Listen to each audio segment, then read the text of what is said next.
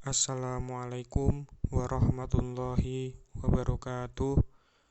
Om Swastiastu, Namo Buddhaya, salam kebajikan, salam sejahtera untuk kita semua. Pada kesempatan kali ini, saya Lainul Janib dengan NIM 5202420026 dari Prodi Pendidikan Teknik Otomotif akan menyampaikan materi tentang sistem suspensi sebagai pemenuhan tugas mata kuliah media pembelajaran yang diampu oleh Bapak Dwi Wijanarko dan Bapak Aditya Kurniawan.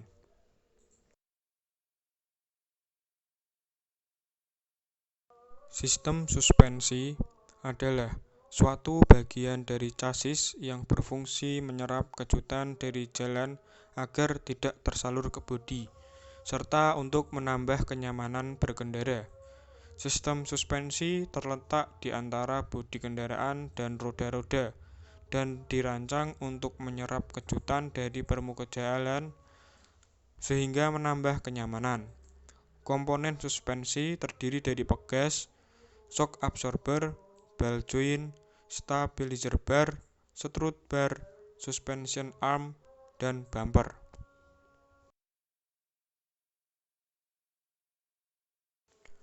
Fungsi-fungsi sistem suspensi.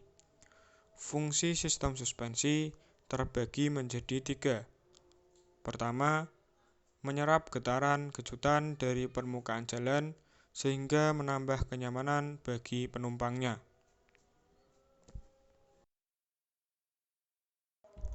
Fungsi kedua sistem suspensi adalah memindahkan gaya pengereman dan gaya gerak ke bodi melalui gesekan antara jalan dengan roda-roda.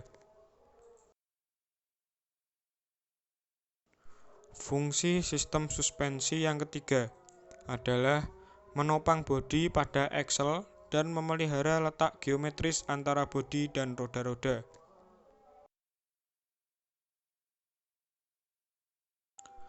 Yang pertama, tipe bebas atau independent type. Pada sistem ini, roda kanan dan kiri tidak dihubungkan secara langsung oleh suatu poros. Masing-masing roda terhubung ke bodi atau rangka kendaraan melalui suspension arm. Goncangan dan getaran pada salah satu roda tidak mempengaruhi roda yang lain. Tujuan dari jenis suspensi ini adalah untuk menciptakan kenyamanan dan stabilitas dalam berkemudi. Kendaraan pada umumnya menggunakan jenis suspensi ini pada semua poros rodanya, sedangkan kendaraan niaga hanya menggunakan suspensi independen pada roda depan.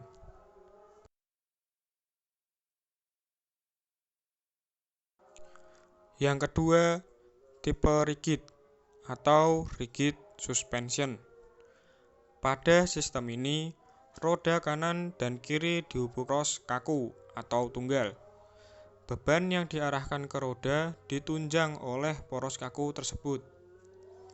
Tujuan dari jenis suspensi ini adalah untuk menahan kejutan yang besar dari variasi beban yang beragam. Namun tingkat kenyamanan dan kestabilannya masih rendah dibanding suspensi independen. Kendaraan yang menggunakan suspensi ini pada semua poros rodanya adalah truk, sedangkan kendaraan niaga hanya menggunakan suspensi rigid pada roda belakang. Yang ketiga adalah tipe spesial atau special suspension. Pada sistem ini biasanya yaitu disebut air suspension. Air suspension adalah sebuah tipe suspensi kendaraan yang ditenagai oleh sebuah pompa atau kompresor udara dan dikendalikan oleh listrik ataupun mesin. Kompresor akan memompa udara ke sebuah ubub fleksibel, biasanya terbuat dari karet yang diperkuat tekstil, tidak seperti suspensi hidropneumatik yang menawarkan sejumlah fitur serupa. Suspension udara tidak menggunakan cairan bertekanan tetapi udara yang bertekanan.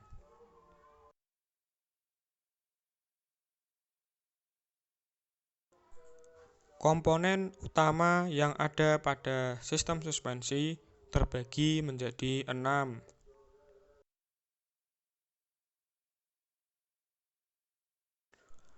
Pegas. Pegas berfungsi menyerap kejutan dari jalan dan getaran roda-roda agar tidak diteruskan ke bodi kendaraan secara langsung. Di samping itu, untuk menambah kemampuan cekram ban terhadap permukaan jalan. Jenis-jenis pegas menjadi 3 bagian, yaitu koil, daun, dan torsi.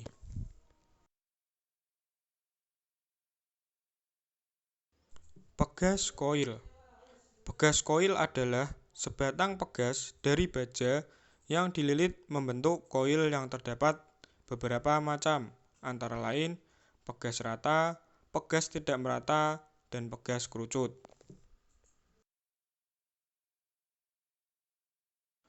Pegas daun.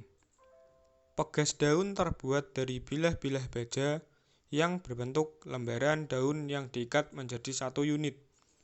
Pegas ini berkonstruksi sederhana, dapat meredam getarannya sendiri, lebih kuat, dan juga berfungsi sebagai lengan penyangga atau tidak memerlukan lengan memanjang atau melintang.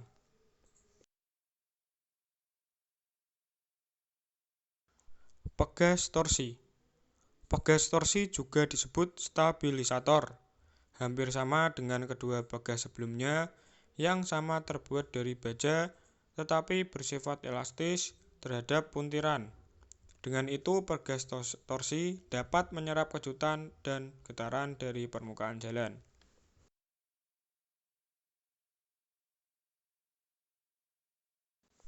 Shock absorber atau peredam kejut. Shock absorber berfungsi untuk meredam oksilasi atau gerakan naik turun pegas saat menerima kejutan dari permukaan jalan.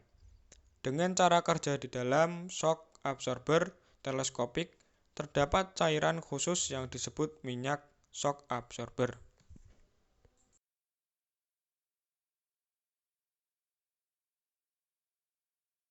Stabilizer bar. Stabilizer bar berfungsi untuk mengurangi kemiringan kendaraan akibat gaya sentrifugal pada saat kendaraan membelok. Di samping itu, untuk meningkatkan traksi pada ban.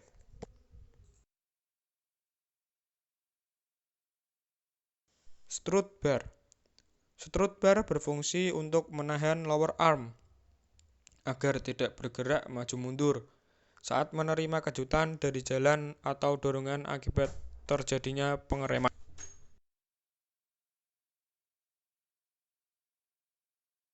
Bumper. Bumper adalah bonding dan rebonding bumper dipasang sebagai pelindung frame, axle, shock absorber, dan lain-lain pada waktu pegas mengerut dan mengembang di luar batas maksimumnya.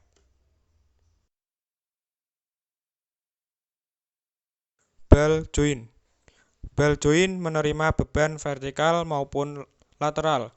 Di samping itu juga berfungsi sebagai sumbu putaran roda pada saat kendaraan membelok.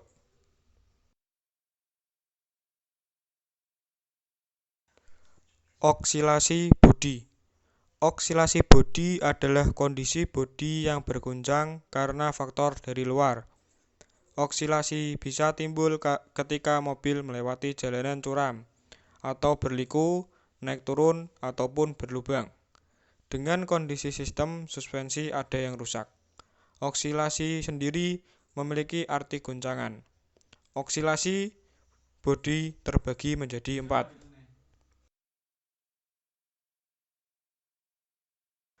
Pitching. Pitching adalah gerakan atau bergoyang bagian depan dan belakang kendaraan ke atas dan ke bawah terhadap titik pusat gravitasi kendaraan.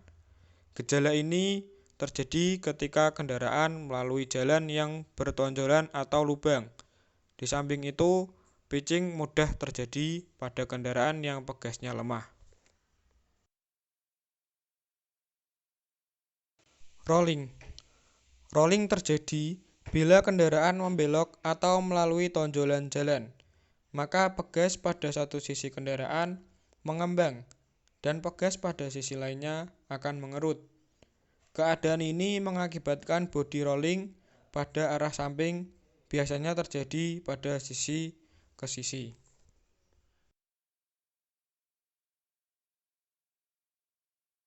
Bouncing.